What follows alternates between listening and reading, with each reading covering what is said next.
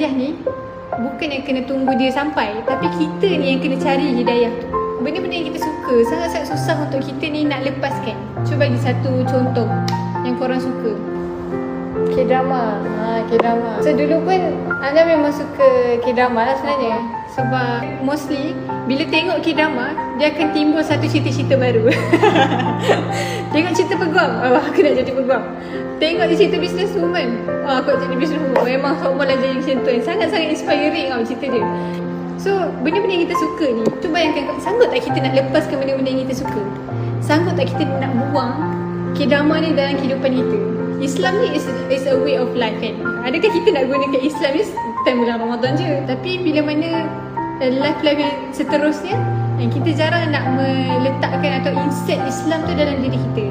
Kita buat sekadar yang wajib je lah. Kita buat sekadar apa yang perlu.